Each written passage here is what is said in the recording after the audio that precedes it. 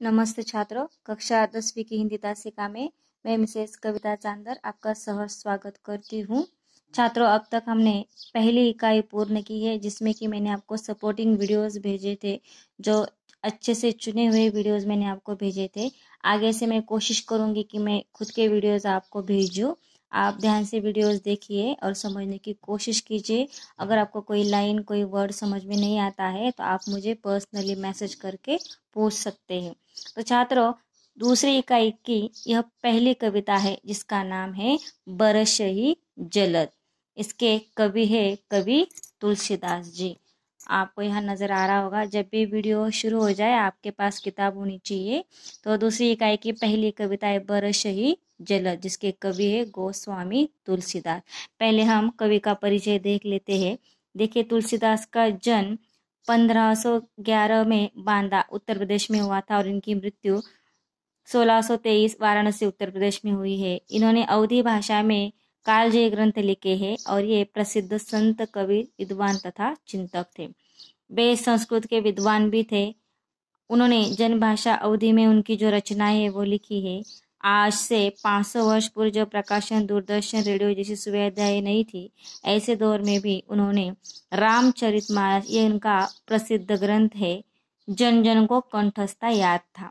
उनके द्वारा रचित महाकाव्य रामचरितमानस को विश्व के लोकप्रिय प्रथम 100 महाकाव्यों में महत्वपूर्ण स्थान प्राप्त है। इनकी प्रमुख कृतियां देख लेते हैं। रामचरितमानस, कवितावली, विनय पत्रिका, गीतावली, दोहावली, हनुमान बाहो, बरवे रामायण, जानकी मंगल आदि। प्रस्तुत कविता के बारे में जानकारी देख ले। एक चौपाई है, 4-4 लाइनों की कविता है और दोहा है जिसमें कि ये 2 लाइन है।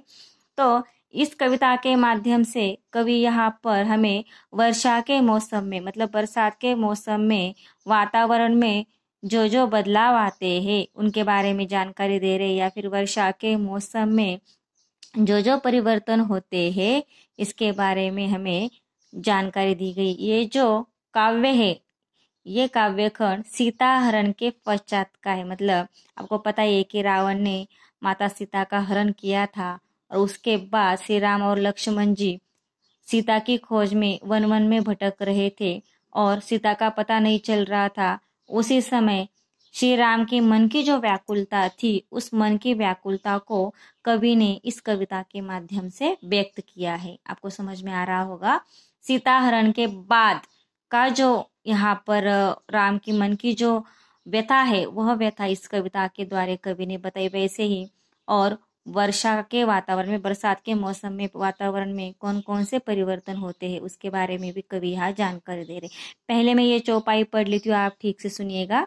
देखिए, घन घमंड नभ गर्जत घोरा, प्रियाहीन डरपत मन मोरा, दामिनी दमक रही घन माही, खल के प्रीति जथा थिर नाही, बरसई जलद भूमि निहराए, जथा न वही बुध विद्या पाए, बूंद अगा सही गिरी कैसे, खल के बचन संत सह जैसे, शुद्र नदी भरी चली तोराई, जस थोरे हु धन खल इतराई, भूमि परत भा ढाबर पानी, जनु जीवही माया लपटानी, समिति समिति जल भरहि तलावा, जिमि सद्गुण सज्जन पाही आवा, सरिता जल जल निधि आई जाई, होई अचल जिमि जीव हरि पाई।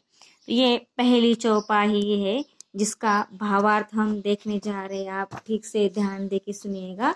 तो देखिए, कवि क्या कहते हैं इस चौपाई के माध्यम से। कवि तुलसीदास जी पे प्रथम 2 पंक्तियां देखिए, कवि क्या कहना चाहते हैं। देखिए, घन घमंड नभ गरजत घोरा।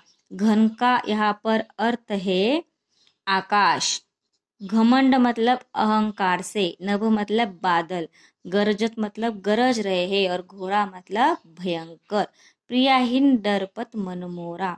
कवि यहाँ कहते श्री राम जी के मन की व्यथा यहाँ बता रहे कवि। तो यहाँ पर कवि कह रहे हैं कि आकाश में बादल उमड़ घुमड़ कर भयंकर गर्जना कर रहे। घन घमंड नभ गर्जत घोरा, आकाश में बादल उमड़ घुमड़ कर भयंकर गर्जना। देखिए, जब बरसात होती है तो आकाश में काले बादल छा जाते हैं और वहां पर ऐसे वातावरण हो जाता है कि जैसे डर लगने लगता है। तो वैसे ही आकाश में बादल जो है वो जोर जोर से भयंकर गर्जना कर रहे हैं। और कवि कहते हैं कि इस समय श्री राम जी सोचते हैं, श्री राम जी कह रहे हैं कि प्रिया, प्रिया मतलब यहाँ पर सीता, सीता के बिना मेरा मन, डरपत मतलब डर रहा है, मोरा मतलब मेरा।